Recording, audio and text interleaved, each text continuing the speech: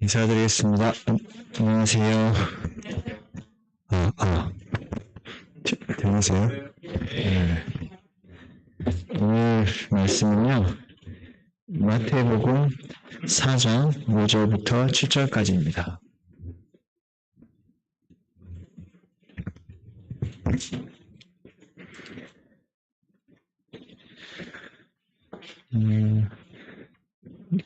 본문 읽기 전에 교재 준비할 때, 그러니까 열심히 성경책 보고, 열심히 책 찾아보고, 열심히 주석 찾아봤거든요. 근데 어느 순간 교재를 준비하다 보면, 이게 정말 정답인 것 같다는 느낌이 들어요. 실제 그렇게 취향이 돼요. 막 찾다 보고 막 그런 식으로 연결이 되면. 근데, 제가 지금 드리고 싶은 얘기는 뭐냐면, 이게 오히려 이게 교재한 내용이 누군가에겐 정답이 아니었으면 좋겠다 생각도 들어요. 왜냐하면 이 교재를 준비하다 보니까 이런 내용이 보이더라고요. 사람들은 자유를 버거워한대요.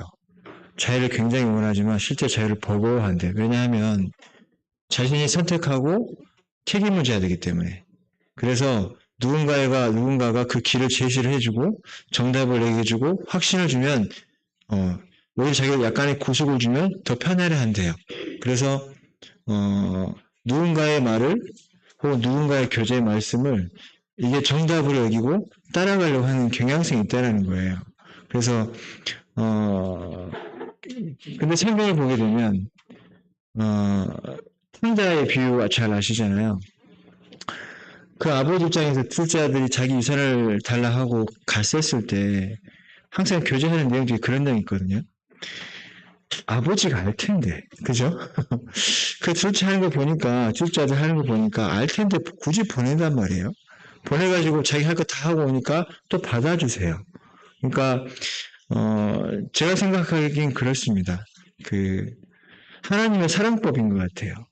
본인의 어차피 창조할 때부터 자유의지를 주셨잖아요. 그래서 내 선택을 가지고 우회하기도 하고 방황하기도 해요. 근데 그 하나님의 어떤 섭리일 거라는 생각도 들었어요. 그래서 뭔가 이렇게 선과 악을 나눠가지고 이분법적으로 탕자가 둘째 아들이 너 가게 되면 네 하는 거 보니까 평소 사는 거 보니까 너 타락하게 돼 있어라고 딱 결정을 하고 바라보느냐. 거기서 많은 것들을 경험하고 성숙해서 하나님께 돌아오느냐. 이거는 사람이 나눌 수는 없는 것 같아요.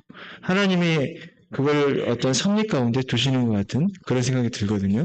그래서 교재가 어느 누군가에겐 뭔가 좀 답을 찾으려고 한다거나 저 사람은 제 얘기를 하는데 저게 맞는 것 같기도 하고 아니면 아닌 것 같기도 하고 이렇게 좀 이렇게 편안하게 그 교재를 들었으면 좋겠다는 생각을 해보게 됐어요. 그래서 오늘 그 교재의 말씀은 잘 아시는 말씀이거든요. 한번 읽어드릴게요. 4장 5절. 이에 마귀가 예수를 거룩한 성으로 데려다가 성전 꼭대기에 세우고 이르되 네가 만일 하나님의 아들이여든 뛰어내리라.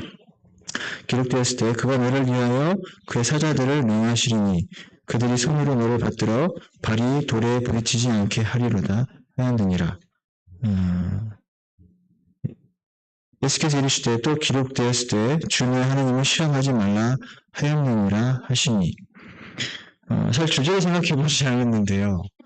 막상 올라오려고 잠깐 이거 패드를 봤는데 형제님이 오늘 주제가 뭐야 물어보시더라고요. 그래서 주제가 뭐지? 잠깐 생각했는데 이런 주제가 생각이 떠올랐어요. 우리도 악마가 될 수 있다. 약간 그런 주제인데요.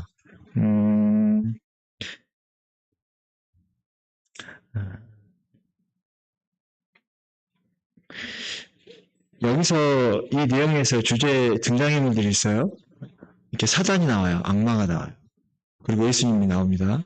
그러면 예수님이 사단의 시험을 이겨내신 게 주요 골자거든요. 그러면 우리가 이제 대입을 해보는 거예요. 내가 예수님이 되냐, 악마가 되냐. 근데 유혹을 이겨냈으니 예수님과 나를 대입을 시켜서 이해해보면 좋겠다라고 생각을 할 수 있잖아요. 근데 오히려 악마 쪽에 저는 대입이 되었어요. 예수님을 시험하려고 하는. 그래서 주요한 내용은 뭐냐면 나도 하나님을 시험할 수 있다. 요거거든요. 그래서 이런 얘기를 드릴까 해요. 무덤 속에 그리스도의 시신이라는 명화가 있어요. 이거는 유튜브 검색하시면 나옵니다. 근데 한스 홀바인이라는 화가가 그린 그림인데 초상화를 그리는 뛰어난 화가 중에 한 명인데요. 그 사람이 무신론자가 아니에요. 오히려 종교개혁을 할 때 4년 뒤에 그가 그린 그림이었고 또 그가 신앙에 좀 출중했다라고 평가를 해요. 근데 그의 그림을 살펴보면 어떤 그림이냐면요. 다소 충격적이에요. 어떤 그림이냐면 저도 예전에 그 그림을 얼핏 보고 우리 어플에도 그런 거 있거든요.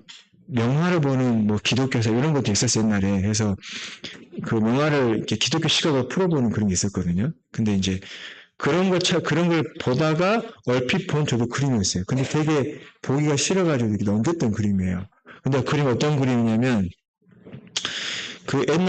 예전에 명작을 그리게 되면 예수님이 십자가 달리거나 이렇게 피를 흘리시거나 십자가 이렇게 끌려가시거나 이렇게 사람들로부터 이렇게 매질을 당하시거나 그런 그림을 보잖아요.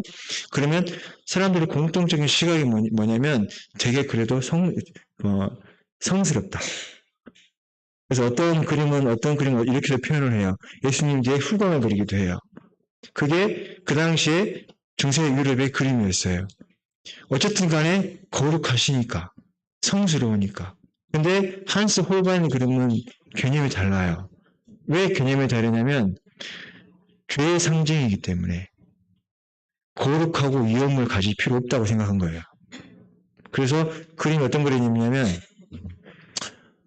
예수님이 돌아가셔서 무덤 속에 시신으로 딱 표현이 되어 있는데 그림이 30cm, 2m예요. 딱 관에 들어가는 사이즈예요. 그래가지고 거기서 어떤 모습이냐면 입을 벌리고 계세요. 눈동자는 하얀 눈동자. 눈을 감지 못하고 돌아가셔요. 입은 벌려고 있고요. 표정이 되게 울그러져 있고요. 그 다음에 예수님이 이렇게 바뀌셨잖아요. 시퍼렇게 손이 변해 있고요. 부어 있어요. 창자국 있고요. 처참한 시신 그 자체예요. 근데 생각해보면 시신이라고 하면 깨끗할 필요는 없잖아요. 우리가 막 염을 하고 깨끗하게 가꾸니까 시신이 깨끗한 거지. 사실 한스 홀바인의 관점대로 예수님은 처참하게 돌아가셨기 때문에 어쩌면 그 당연한 모습인지도 모르겠어요. 사람들이 그 당시 평가가 뭐였냐면 이거는 거룩하지도 않다. 위험 있지도 않다. 이거는 아주 그냥 망나니작이다. 이렇게 평가했던 부분이었던 것 같아요. 그렇게 해서. 근데 제가 이 부분을 보면서 이 성경의 본문을 보면서 제가 느끼는 게 뭐냐면 어쩌면 이게 옳을 수도 있겠다는 생각도 들었어요. 왜냐하면 이런 부분이거든요. 마귀가요. 예수님을 성전 꼭대기로 데리고 가서 뛰어내리라 그래요. 그러면 성경의 본문을 인용합니다. 이게 찾지 않겠는데 시편 91편의 말씀이에요. 그걸 본문을 그대로 인용해가지고 네가 뛰어내리면 하나님이 너의 발을 잡아서 떨어지지 않게 할 것이다는 시편 91편 본문을 그대로 인용해요. 저희가 이제 대입을 해봅니다. 악마가 돼서 하나님께 이렇게 말하는 겁니다. 뭔가 신비한 것을 요구를 해요. 예수님이 뛰어내리면 천사가 그 발을 붙잡고 다치지 않게 하려는 것처럼 우리가 이런 것들을 요구합니다. 내가 이 절벽에 뛰어내릴 테니 하나님 붙잡아 주세요. 이런 신비한 것들. 극단적으로 이단들이 그렇게 하기도 하잖아요. 막 갑자기 막 옛날에 막 이렇게 막 손잡으면 튀어나가 떨어지고 막 이런 거 막 신비한 것들. 근데 사람들이 그것에 열광을 해요. 근데 그렇게 신비한 것들을 극단적으로 요구하진 않지만 은연중에 요구하는 것들이 있잖아요. 아주 절박한 것들 있잖아요. 그러나 저도 이건 인정합니다. 성경 속에 보면 되게 절박한 상황 가운데 하나님 개입하셔요. 근데 신비한 것을 보여주려고 하진 않아요. 그곳을 이끌려고 하진 않아요. 성경 속의 요나의 표적이 마지막 표적이잖아요. 요한복음에서 표적이라고 그랬거든요. 다른 성경에서는 복음서에서는 기적, 이적이라고 하는데 요한복음에서는 표적이라고 그러거든요. 그 내용인 것은 하나님의 아들이심을 드러내기 위한 그냥 단순한 기적이었을 뿐인 거예요. 그래서 표적이라고 요한복음에서는 그렇게 한다고 해요. 그러면 요나의 그런 기적도 하나님의 필요해서 하신 거거든요. 근데 성경에서 엄밀하게 말하면 그런 신비한 것을 보여주지 않겠다는 게 성경의 관점인 것 같아요. 실제 우리가 그렇잖아요. 뭐 이럴 수는 있죠. 뭐 지나가다가 확 지나갔는데 내 차가 확 뒤로 지나가서 딱 천만 대만 살았다. 뭐 그런 건 있을 수는 있어요. 그런데 뭔가 확 신비하게 확 다가와서 뭔가 확 모든 문제를 확 이거 해결을 하고 내가 빚이 한 100만 원 있어요. 그런 건 누가 갚아줄 수도 있잖아요. 빚이 한 2억, 10억이 돼보세요. 누가 쉽게 갚아줄 수 있나요? 근데 그리고 가끔씩 이런 것도 예전에 지금은 그런 생각 하시는지 모르겠는데 저는 청년 때 그런 생각했어요. 노숙자를 딱 도와줬어. 그러면 그 노숙자가 어떤 재벌 회장이야. 그래서 나는 몰랐는데 그 사람이 나를 죽어서 내게 유산을 남기는 거야. 그런 생각 해보셨나요? 아니 근데 이게 이러한 것도 있어가지고 저는 이런 생각들을 종종 해봤었어요. 그런데 실제 그런 일이 벌어나진 않아요. 어떤 사람이 일어날 수 있잖아요. 뭐 그런 예화가 있다고 하긴 하더라고요. 근데 실제 그런 일이 우리 일상 가운데 벌어지지는 않습니다.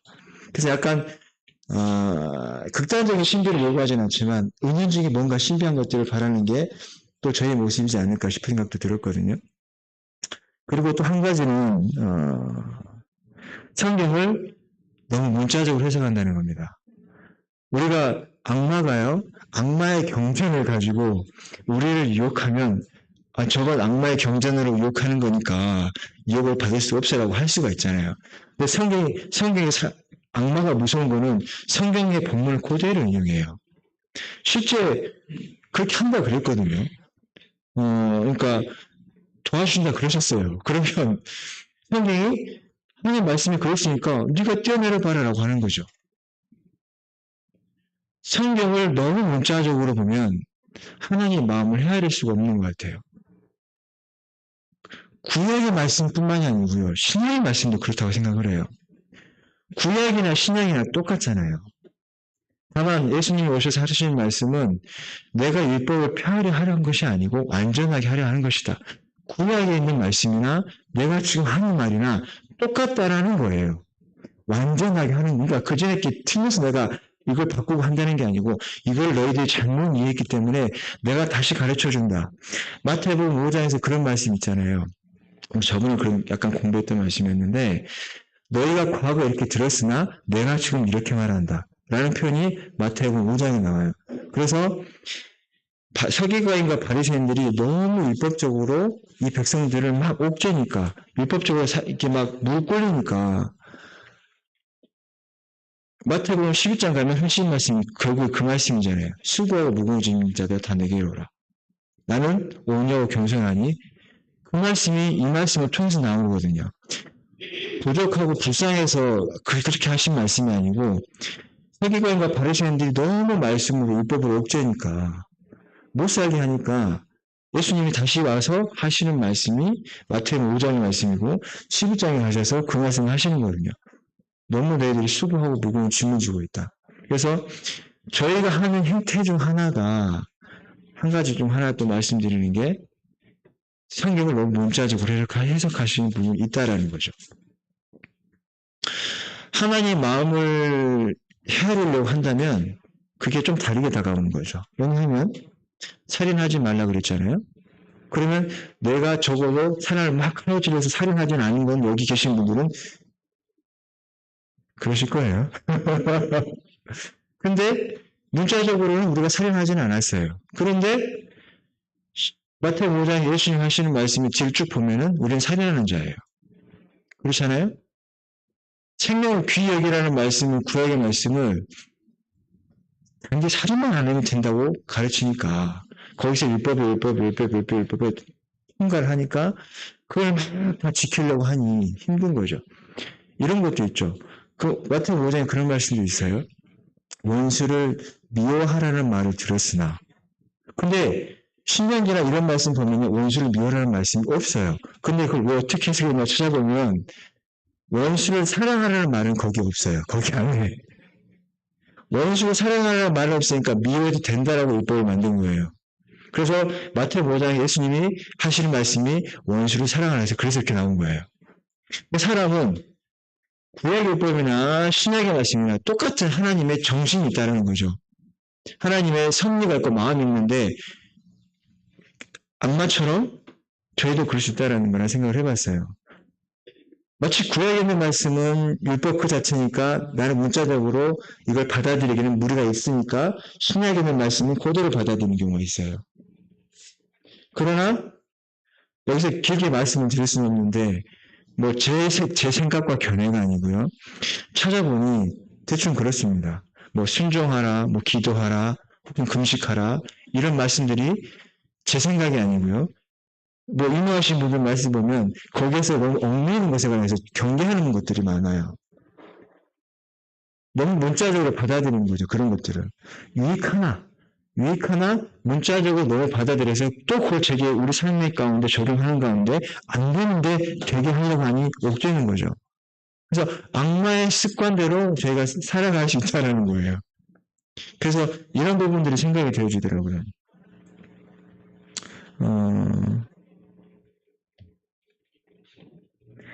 악마가 지금 이렇게 얘기하고 있는 거예요. 뛰어내려봐라. 네가 하나님의 아들이든 뛰어내려봐라. 뛰어내리면 어떻게 되냐면 하나님의 아들이심을 드러낼 수 있잖아요. 그렇잖아요? 저희가 기도를 합니다. 하나님 이런 것들이 너무 절박한데 들어주세요.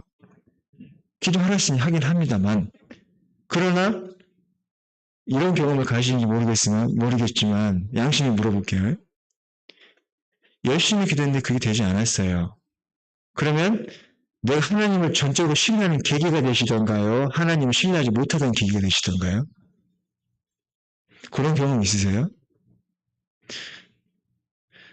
믿음이라고 하는 것은 하나님을 적극적으로 신뢰하는 부분이잖아요.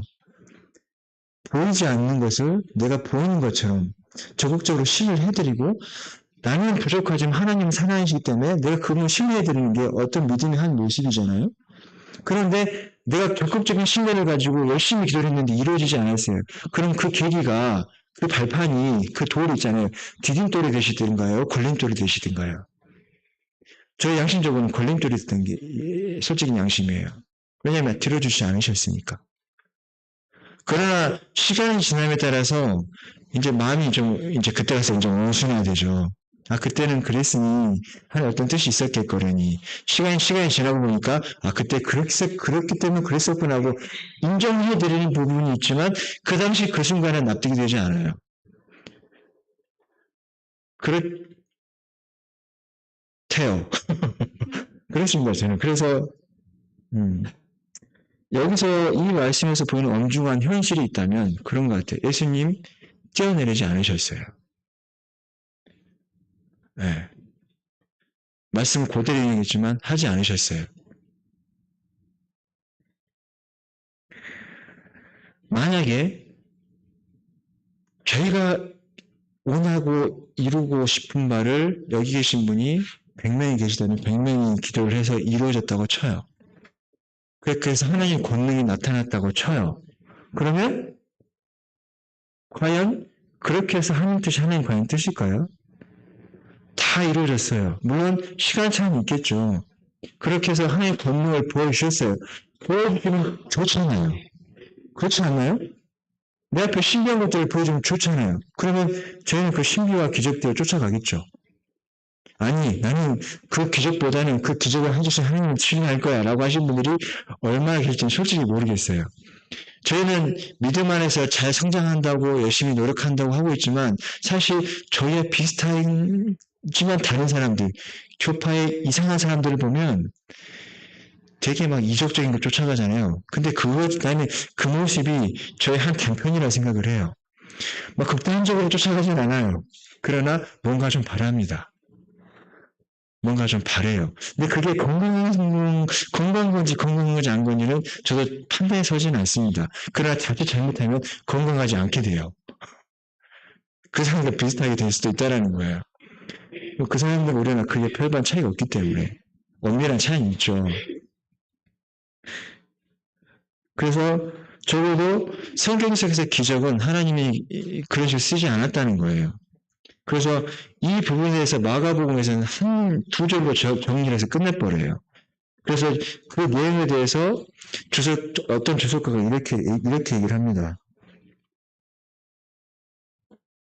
예수님은 그의 능력을 오용하지 않으셨다.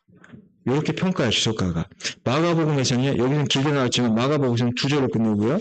이것에 대해서 주석가가 어떻게 얘기하냐면 예수님은 그의 능력을 오용하지 않으셨다.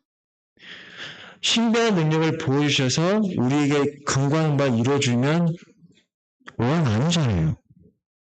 근데 어쩌면 이런 관점에서 오해일 거라 생각이 드는 거죠. 저도 이제 이렇게 생각하다 보니 이렇게 해서 이렇게 말씀하시지 않았을까 생각이 드는 것은 뭐냐면 말씀드린 대로 너무 권능을 보여주시면 권능을 따라가니 오해이 된다는 거죠. 그래서 하나님은 그 신비한 능력을 사용하지 않으셨다라는 생각을 하게 되었어요. 실제 본문에서도 하지 않으셨어요. 예수님이 어떤 이런 이겨내서 이제 사역을 이루어 가신다라는 그런 관점을 말씀드리는 게 아니에요. 우리가 악마가 돼서 하나님께 뭔가를 요구했을 때 어쩌면 들어줄 법도 하지만 들어주지 않았을 때 우리는 하나님을 원망할 수 있지만 애초에 하나님은 그 능력을 사용하지 않으실 수 있다라는 거예요. 그런 관점에서 보면 조금 마음 편해질 수 있겠다는 생각도 들었거든요.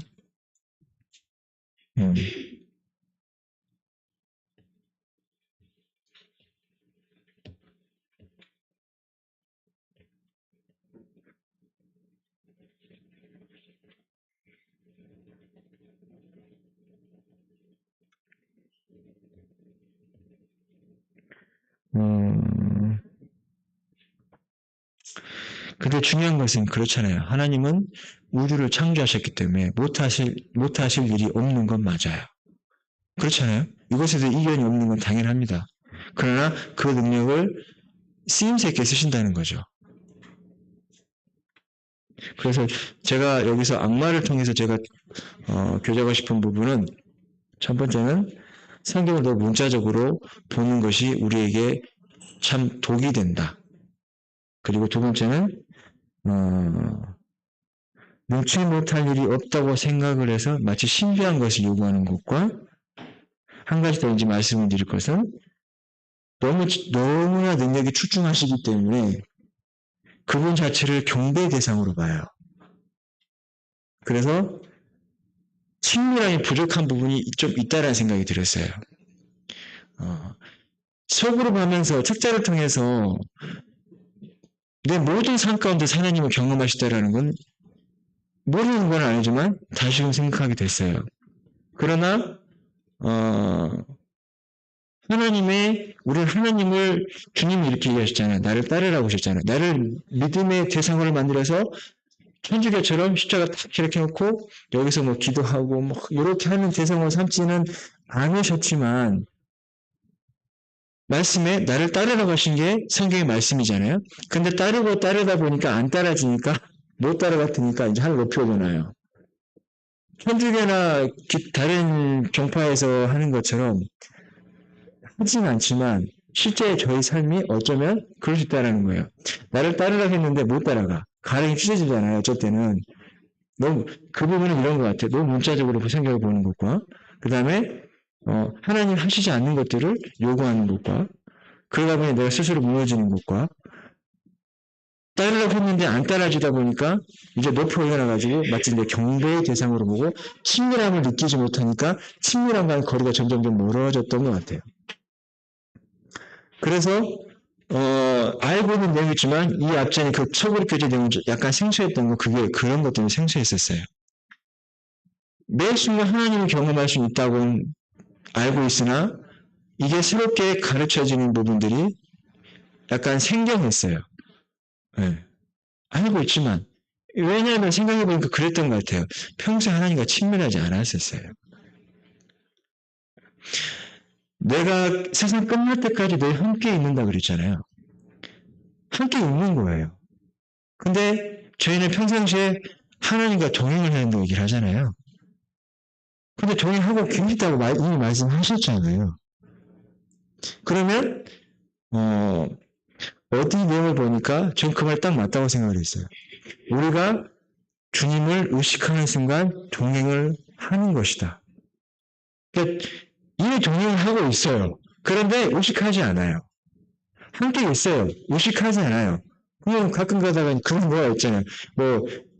힘들게 가고 있는데 나를 하나님이 얻고 계시는 그런 장면이라든가, 한참 내 마음대로 하고 있는데 하나님 옆에서 가만히 지켜보고 계신다든가, 그런 이야들이 이해가 되는 거죠.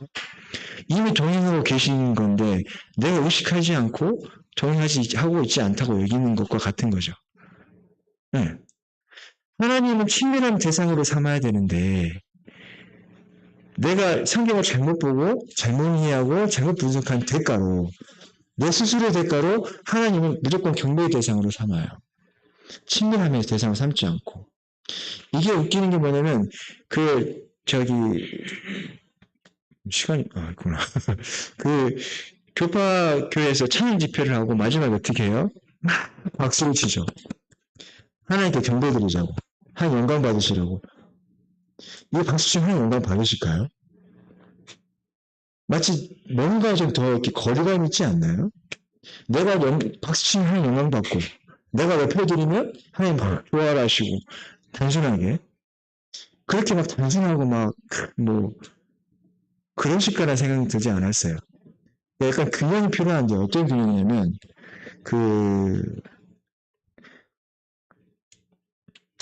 찾지는 않을게요. 미가서에서 이렇게 쉽게 말씀드릴게요. 미가서에서 이렇게 얘기합니다. 우리가 하나님 앞에 갈 때 뭘 가지고 가야 될까? 번제물을 가지고 가면 하나님이 기뻐하실까? 천천만만 강수 같은 기름을 가지고 가면 기뻐하실까? 아니야. 하나님이 원하시는 게 뭔지 알잖아. 하고 뭐라고 하냐면요. 정의를 실천하는 것, 인자를 사랑하는 것, 겸손히 하나님과 동행하는 것 아니냐. 이게 우리가 하나님께 가지고 갈 것이란 말이다. 이런 말이 미가 선지자가 미가사가 이렇게 나와요. 저희가 경배의 대상으로 삼는 건 맞죠. 근데 이게 빠져 있어요. 경배로만 삼고요. 누군가를 위해서 쉽게 말하면 신약에 내 이웃을 내 누군가를 사랑하라. 인자를 사랑하는 것. 인자는 사람이에요. 사람. 사람을 사랑하는 것. 정의를 실현하는 것. 하지 않아요. 하지 않으면서 하나님께 경배만 하려고 하고 번제물만 가까이 나가려고 해요. 이 균형이 안 맞다라는 거죠. 번제물을 드리고 경배를 한다는 게 잘못됐다는 게 아니에요. 이게 형식이 치우치는 거라는 생각이 들었어요. 성경을 볼 때 그렇게 봐야 된다는 거죠. 문자가 그대로 나왔다 해서 이걸 이렇게 하면 된다고 생각하고 하는 거예요. 중요합니다. 중요한데 그렇게 하신 말씀이 쉽게 말하면 저희가 뭔지. 그렇잖아요. 그렇잖아요. 우리가 원리로 볼 수 있잖아요. 신약에 있는 말씀도 얼마든지 원리로 볼 수 있습니다. 은혜의 말씀이라고 해서 그게 은혜의 말씀인데 율법화될 수가 있어요. 그렇잖아요. 순종이 제사보다 낫다. 제사가 나쁘다는 말 아니잖아요. 제사 중요합니다. 제사 중요한데 순종에 빠진 제사를 하면 안 된다는 거잖아요. 근데 순종을 열심히 해요. 가령 찢어지잖아요. 안 되잖아요. 그런 걸 얘기를 하는 거죠. 미가의 선지자가 이런 걸 얘기를 하는 겁니다. 균형을 가지라는 거예요. 그래서 미가서에 나온 선지자의 말은 우리가 번제물을 가지고 경배를 해야 될 하나님은 그런 대상이시지만 하나님은 가장 낮은 자리에 있는 가장 낮은 자리에 있는 사람의 신임도 들으신다는 거거든요. 그래서 가장 낮은 자와 함께 인격적으로 교제하기를 원하시는데 저는 저 위에 올라요. 그래서 친밀함과는 거리가 멀게 되는 거죠. 아니야, 난 하나님과 친밀하고 하면 전혀 이 말씀은 상관이 없어요. 그러나 또 시시때때로 하나님과 나는 왠지 거리감이 있다고 생각이 된다면 제가 최초에 구원받을 때 인격적으로 구원받았다고 그렇게 얘기하잖아요. 그러나 삶은 인격적이지 않아요. 하나님과 뭔가 이렇게 수평적으로 친밀함이 있어야 되는데 난 인격적으로 구원을 받았대. 근데 삶은 하나님은 굉장히 무서우신 분이고 말하기만 해도 내가 기도하는 건건마다 안 들어주시고 이렇게 생각하게 되면 이게 좀 문제가 있다라는 거죠. 하나님이 다시 말씀을 드리지만 성경에서는 분명히 저희가 절박하게 있었을 때 절박한 과정 가운데 구했을 때 개입하시는 건 맞습니다. 많이 나와요. 그러나 우리가 뭔가를 신비한 것을 구하고자 할 때 때로는 전부 다라고 말씀을 드리진 않겠어요. 때로는 그걸 거절하신다. 왜냐하면 결과를 두고 보세요. 예수님이 뛰어내리셨어요. 만약에 내가 절벽에 뛰어내렸어요. 그럼 내 믿음으로는 날 받아주셔야 돼. 그럼 하나님 입장에 봤을 때요. 나 지금 절박하잖아요. 떨어지면 간다니까요. 그게 어떤 상황이든 간에 모르겠어요. 각자의 상황이 있으니까 어떤 상황이 떨어지면 가요. 가는데 하나님이 받아주시는 거 맞잖아요. 맞았는데 안 받아주시면 보세요. 하나님이 이걸 받아줘야 되는 것도 이상하고 왜 이상하냐면 매번 아주 신기하게 이걸 해낼 수가 없으니까. 그러면 성경의 구약의 말씀을 이용해서 하나님께 기도를 하는 거예요. 이렇게 하셨으니 해 주세라고 믿음을 갖고 했는데 안 해주면 하나님도 뻘쭘하고 나도 뻘쭘해요. 그렇지 않나요? 그러니까 사단이 예수님을 시험했던 것처럼 저희도 하나님을 시험대에 올려줄 수 있을 거라 생각을 해보게 됐거든요. 나는 믿음이 좋다고 할 수 있지만 어쩌면 하나님을 시험대에 올려두고요. 내 걸 이뤄주나 보자. 약간 이런 느낌. 이렇게까지는 하진 않으시겠죠. 그러나 제가 설명드리려 이렇게 말씀드리는 겁니다. 네. 그럴 수 있는 것 같아요. 그러니까 제가 처음 말씀을 드렸잖아요. 사람 이해라고 하면 선과 악을 딱 이분법적으로 나눠가지고 뭐가 선이고 뭐가 악하다라고 사람으로서는 설명하고 얘기할 수 있지만 실제 그런 모든 걸 그렇게 구분할 수는 없는 것 같아요. 어떻게 그 일이 선이 악이 될지 악이 선이 될지 모르니까.